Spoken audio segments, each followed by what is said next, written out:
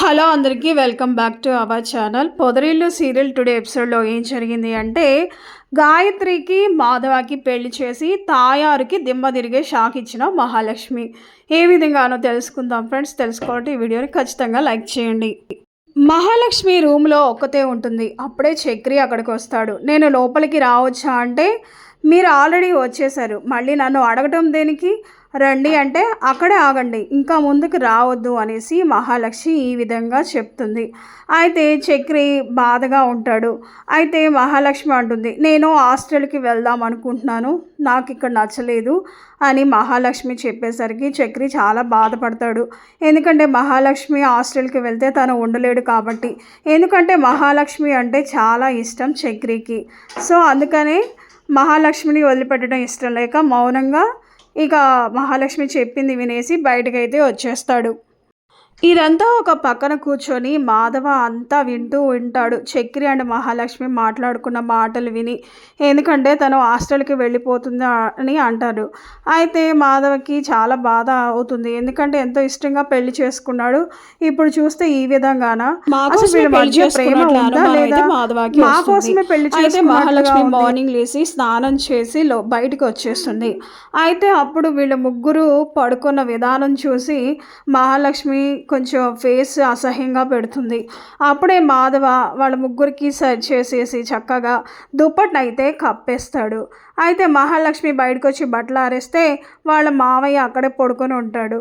ఆయనేమో ఇప్పుడే లేచానా ఏంటా అనేసి అలా అంటాడు. అప్పుడు మహాలక్ష్మి గట్టిగా చక్రి అనేసి గట్టిగా పిలుస్తుంది.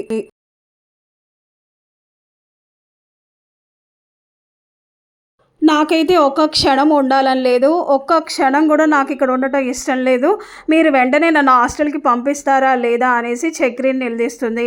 అటుగా ఉన్న మాధవ ఇవన్నీ గమనిస్తూ ఉంటాడు. ఏంటి ప్రతిసారి హాస్టల్కి వెళ్తాను అంటుంది, తనకి ఇక్కడ ఉండటం ఇష్టం లేదా, చక్రి మీద ప్రేమ లేదా, ఇలా పెళ్లి చేసుకొని హాస్టల్లో ఉంటే అందరికీ అనుమానం రాదా అనేసి మాధవకి అనుమానం వస్తుంది. అయితే చక్రిని లోపలి పిలిచి మాధవ అడుగుతాడు, ఏంటి మహాలక్ష్మి హాస్టల్కి వెళ్తానంటుంది, ఇక్కడ ఉండటం ఇష్టం లేదా, తనకి ఏదైనా ఎయిమ్స్ గోల్స్ ఉన్నాయి అంటే ఇక్కడే ఉండి చేసుకోమను, ఇప్పుడు హాస్టల్కి వెళ్తే ఎంత పెద్ద ఇష్యూ అవుతుంది, చూసిన వాళ్ళందరూ ఏమనుకుంటారు అనేసి ఈ విధంగా మాధవ అయితే చెప్తాడు. నిజం చెప్పు చక్రి, మీ ఇద్దరిది నిజంగా ప్రేమ వివాహమేనా, కావాలనే ఏదో చేస్తున్నావు, తనకి పెళ్ళి ఇష్టం లేనట్టుంది, కానీ నువ్వు మాత్రం ప్రేమ పెళ్ళి అంటున్నావు, తనను చూస్తే నిన్ను ఎప్పుడు అసహించుకున్నట్లే ఉంది, ఏంటి చక్రి ఎందుకు ఈ విధంగా ఉంటున్నారు అంటే, తనంటే నాకు చాలా ఇష్టం అన్నయ్య, కానీ తను ఎందుకో కొంచెం డిప్రెషన్లో ఉంది, తను ఇక్కడ ఉండలేకపోతుంది, అందుకే హాస్టల్కి వెళ్తానంటుంది, తను హాస్టల్కి వెళ్తే నాకు చాలా బాధగా ఉంటుంది, ఆయన అంటుందే కానీ నేను చెప్పకుండా అయితే హాస్టల్కి అయితే వెళ్ళదు, సో తను హాస్టల్ వెళ్ళకుండా మనమే ఏదో ఒకటి ప్లాన్ వేయాలి, కానీ మహాలక్ష్మి అంటే నాకు చాలా ఇష్టం అన్నయ్య, తను అలా అనేసరికి నాకు బాధగా అనిపించింది, కానీ ఏదో ఒకటి మేనేజ్ చేసి హాస్టల్కి వెళ్ళకుండా నేను చూసుకుంటాను అనేసి చక్రి మాధవకి అయితే చెప్తాడు. ఇక మరో ప్రక్క అయితే తాయారు ఏం చేస్తుంది అంటే, ఇక గాయత్రికి పెళ్లి చేయాలని నిశ్చయించుకుంటుంది. హుటాహుటిన వచ్చి పక్కన ఊర్లో ఉన్న సర్పంచ్ గారు మేము నిన్ను పెళ్లి చేసుకోవాలి అని అంటున్నారు, మా దగ్గరకు వచ్చి చెప్పారు, నీకు ఆ సర్పంచ్కి ఇచ్చి పెళ్లి చేస్తాము, మంచి సంబంధం, నువ్వు అసలు మిస్ చేసుకోవద్దు అనేసి తాయారు వచ్చి గాయత్రికి చెప్తుంది. గాయత్రి ఒక్కసారిగా షాక్ అవుతుంది. నాకు ఈ పెళ్ళంటే అస్సలు ఇష్టం లేదు, ఆ సర్పంచ్ ఎవరు, అతని ఇచ్చి నన్ను పెళ్లి చేసుకుంటే నేను మాత్రం చనిపోతాను అని సమాధానమిస్తుంది. అయితే తాయారు, నువ్వు చచ్చినట్టు ఆ పెళ్లి చేసుకోవాలి, ఇంకెవరినైనా పెళ్లి చేసుకుంటాను అని అన్నావు అనుకో, నిన్ను మాత్రం ఊరుకునేది లేదు, చెప్తున్నాను, ఇదే ఫస్ట్ అండ్ లాస్ట్ వార్నింగ్, నువ్వు ఆ సర్పంచ్ని పెళ్లి చేసుకుంటావా, పెళ్లి చేసుకో, లేదు ఇంకేదైనా ఇంకొకరితో పెళ్లి చేసుకున్నావంటే మాత్రం ఊరుకునేది లేదు, ప్రాణాలతో ఉండవు అని తాయారైతే గట్టిగా వార్నింగ్ ఇస్తుంది గాయత్రికి. గాయత్రి అంటుంది, ఇలా ఇష్టం లేని పెళ్లి చేసుకొని నేను జీవితాంతం బాధపడాలి, నేనే బయటికి వెళ్ళిపోతే, నేనే చనిపోతే ఈ బాధలు అనేది ఉండవు అనేసి గాయత్రి ఈ నిర్ణయానికి వస్తుంది. ఏమంటుందంటే గాయత్రి, ఇక నాకు ఆ సర్పంచ్‌తో పెళ్లి చేసుకోవడం ఇష్టం లేదు. నాకు మాధవ బావ అంటే ఇష్టం. నా మనసులో అతన్ని ఉంచుకొని వేరే వాళ్ళని పెళ్లి చేసుకొని నా జీవితం సుఖంగా ఉండదు. ఇప్పుడు నేను బ్రతికి ఉన్నా వేస్ట్. నేను చనిపోవాలి అంటూ గాయత్రి హుటాహుటిన బయటకు వెళ్ళిపోతుంది. అయితే అలా వెళ్తూ వెళ్తూ ఒక కొండపై నుంచి దూకాలని ట్రై చేస్తుంది. అప్పుడే అటువైపుగా వెళ్ళిన మహాలక్ష్మి గాయత్రిని ఫాలో అవుతూ ఆ కొండ మీద నుంచి పక్కకి లాగుతుంది. ఏంటి ఏంటి ఈ పని చేస్తున్నావు అని గాయత్రిని నిలదీస్తుంది. అయితే గాయత్రి, నాకు పెళ్లి చేయాలని అంటున్నారు ఇంట్లో వాళ్ళు, నాకు ఆ పెళ్ళి ఇష్టం లేదు, అందుకే నేను చనిపోవాలని నిశ్చయించుకున్నాను, నేను ఇప్పుడు చనిపోవడానికి సిద్ధంగా ఉన్నాను అని అంటుంది. అయితే మహాలక్ష్మి, మీ పెళ్ళి నేను చేస్తాను, నీకు ఇష్టమైన మాధవ బావకి ఇచ్చి నేను పెళ్లి చేస్తాను, నువ్వు మాత్రం ఎలాంటి అఘాయిత్యం చేసుకోవద్దు అని చెప్తుంది.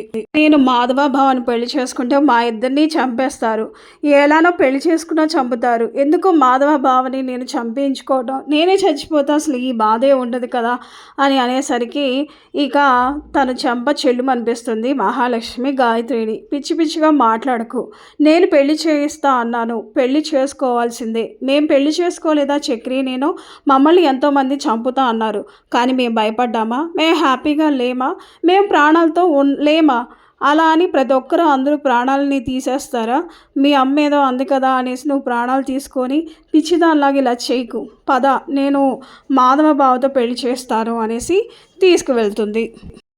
అయితే మహాలక్ష్మి ఇక గాయత్రిని తీసుకొని ఇంటికి వస్తుంది. అయితే చూసి ఒక్కసారిగా అందరూ షాక్ అవుతారు. ఏంటి గాయత్రి ఇలా వచ్చింది, ఇలా తీసుకొచ్చావేంటి మహాలక్ష్మి అనగానే చక్రికి అసలు విషయాలంతా చెప్పేస్తుంది మహాలక్ష్మి. ఏంటి ఏమైంది అంటే, ఇలా ఇంట్లో పెళ్లి చేస్తాను అని చెప్పారంట ఆ సర్పంచ్కి, ఎవరికో తనకి ఇష్టం లేదు ఈ పెళ్లి చేసుకోవడం అనేసి, తను చనిపోవాలని కొండ మీద నుంచి దూకి చచ్చిపోదాం అనుకుంది, ఇంకా నేను ఒక క్షణం లేట్ అయి ఉంటే చనిపోయి ఉండేది, నేనే తీసుకొచ్చి ప్రాణాలను కాపాడి నేను పెళ్లి చేస్తానని మాట ఇచ్చాను, అందుకని తీసుకొచ్చాను అని సమాధానం ఇస్తుంది మహాలక్ష్మి.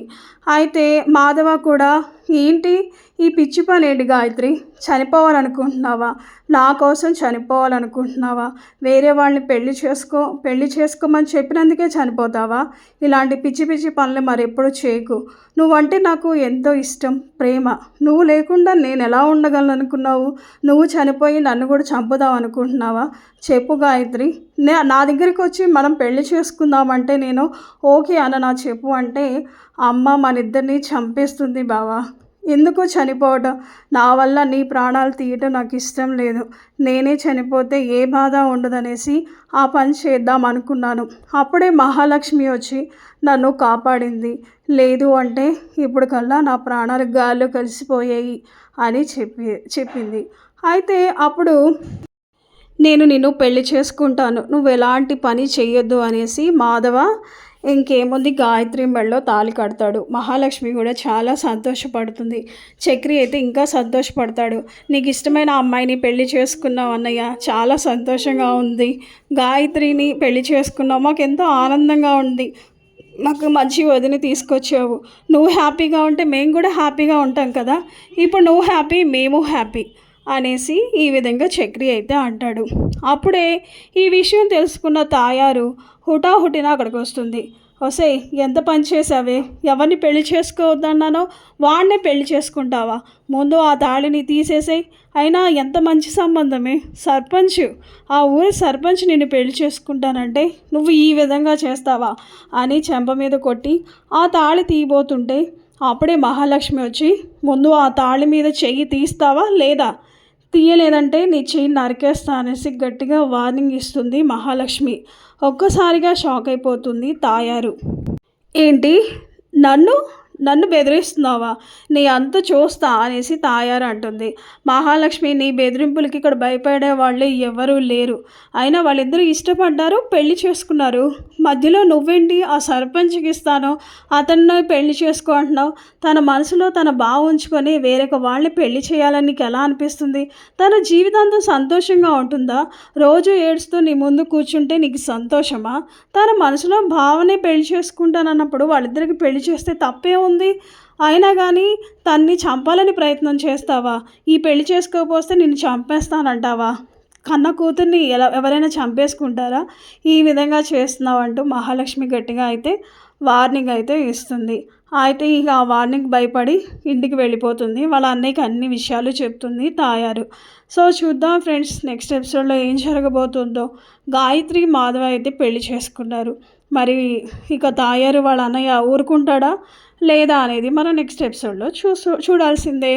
పొదరిల్లు సీరియల్ టుడే ఎపిసోడ్ గురించి కానీ, పొదరిల్లు సీరియల్ అప్కమింగ్ ఎపిసోడ్లో ఏం జరగబోతోంది ముందుగా తెలియాలంటే ఫ్రెండ్స్ మా ఛానల్ తప్పకుండా సబ్స్క్రైబ్ చేసుకొని పక్కనే ఉన్న గంట సింబల్లో ఆల్ని క్లిక్ చేసేయండి. Thanks for watching.